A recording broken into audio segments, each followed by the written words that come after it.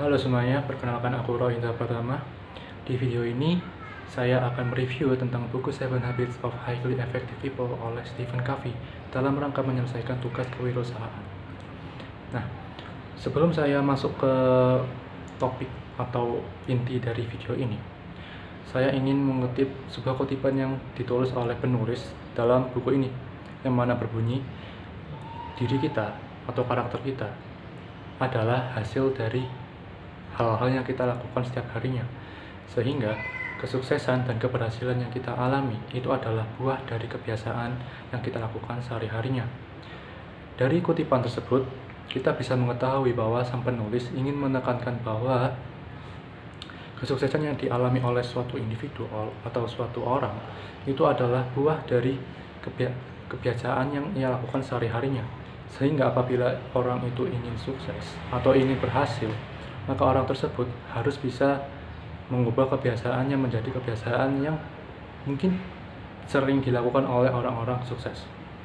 Nah, seperti judul dari bukunya, sang penulis Stephen Covey menuliskan bahwa ada 7 kebiasaan yang biasanya dilakukan oleh orang-orang sukses atau orang-orang yang efektif dalam melakukan pekerjaannya. Kebiasaan tersebut itu terbagi menjadi kebiasaan yang fokus kepada diri suatu individu itu sendiri, dan terbagi lagi menjadi kebiasaan untuk interaksi oleh suatu individu dengan individu lainnya. Oke, untuk kebiasaan pertama yang dikemukakan oleh sang penulis itu adalah kebiasaan untuk menjadi proaktif. Nah, proaktif di sini itu bermaksud bahwa kita sebagai suatu individu itu harus bisa mengendalikan diri kita terhadap apa yang kita alami sehari-harinya. Nah, seperti yang kita ketahui bahwa di kehidupan kita sehari-harinya, kita itu pasti memiliki suatu pengalaman, entah itu baik atau buruk. Nah, sang penulis ini mengemukakan bahwa untuk menanggapi atau merespon pengalaman-pengalaman tersebut, kita itu tidak boleh menanggapinya secara emosi. Kita itu harus bisa berpikir jernih dan bisa mengendalikan diri kita supaya kita bisa memberikan keputusan yang baik, keputusan yang positif. Nah, itu untuk habit yang pertama. Untuk habit yang kedua, kita itu sebagai individu harus bisa memiliki tujuan yang jelas atau bisa membuat tujuan yang jelas. Nah, di kebiasaan ini itu atau habit ini, sang penulis ingin mengemukakan bahwa kita itu harus bisa memiliki tujuan yang jelas agar kita tidak terdistraksi atau terganggu oleh hal-hal lainnya. Dan keputusan-keputusan yang kita buat tadi itu mengarah ke tujuan yang ingin kita capai itu, sehingga kita tidak membuang-buang waktu kita atau tidak membuang-buang energi kita terhadap aktivitas yang sepele atau aktivitas yang tidak sesuai dan tidak koheren dengan tujuan kita. Lalu untuk habit selanjutnya yang dikemukakan oleh Stephen Covey itu adalah kita sebagai individu harus bisa mendahulukan mana yang terpenting. Nah, di poin ini Stephen Covey itu secara tidak langsung mengemukakan bahwa setiap individu itu harus bisa memiliki time management yang baik, karena tentu saja kita itu tidak memiliki waktu yang tidak terbatas. Waktu kita itu selalu terbatas. Seperti misalnya dalam sehari kita itu hanya punya 24 jam. Dan katakanlah kalau manusia itu secara rata-ratanya istirahat selama 8 jam, maka kita hanya punya sisa waktu 16 jam. Dan tidak mungkin dalam 16 jam tersebut kita bekerja secara terus-menerus, karena kita juga perlu makan, kita juga perlu istirahat, dan lain-lainnya. Nah, di habit ini, sang penulis ini ingin mengemukakan atau ingin menekankan bahwa kita itu dalam menyelesaikan pekerjaan kita itu harus bisa mengerjakan pekerjaan yang utama terlebih dahulu, yang terpenting terlebih dahulu. Nah, untuk bisa memiliki kemampuan tersebut, kita bisa menggunakan alat, entah itu notepad, entah itu kalender, atau mungkin kita juga bisa menggunakan diagram Eisenhower, yang mana membagi pekerjaan-pekerjaan kita menjadi 4 bagian, yang mana juga mengurutkan pekerjaan-pekerjaan kita dari yang paling penting, paling urgent, hingga yang kurang urgent atau kurang penting. Lalu untuk kebiasaan selanjutnya, itu setiap individu itu harus bisa memikirkan win-win solution atau keputusan menang-menang. Nah, ini itu maksudnya itu kita itu kan sebagai manusia itu juga akan berinteraksi dengan manusia lainnya.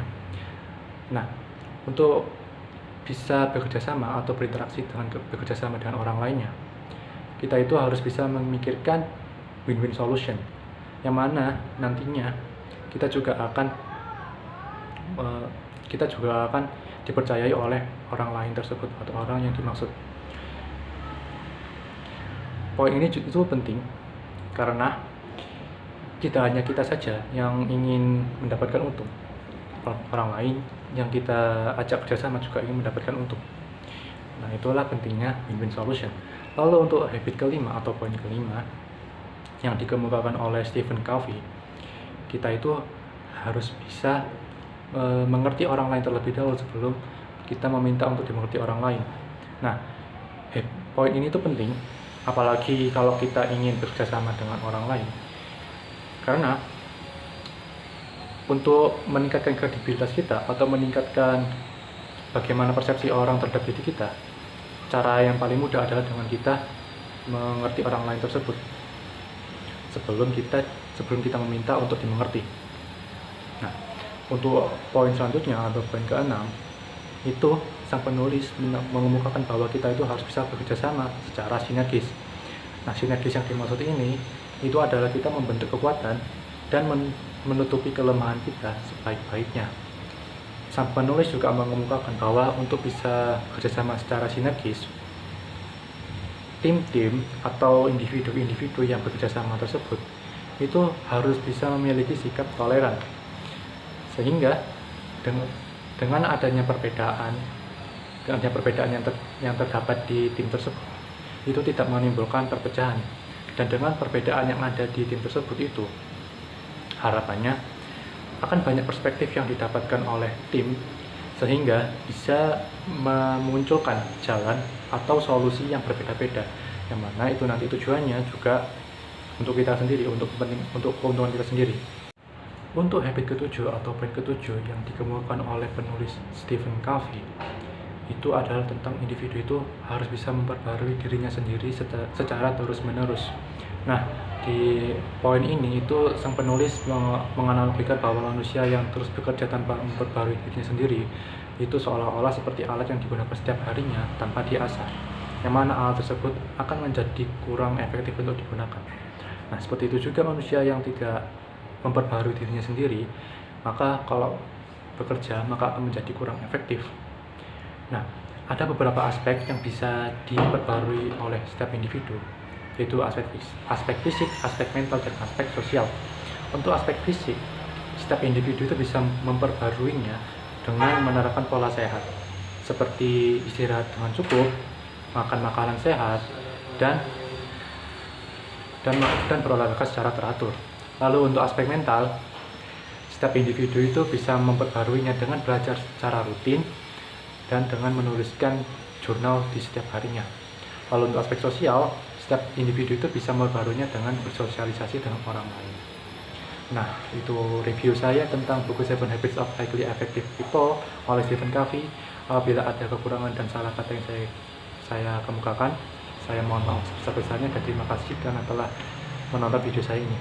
Bye-bye.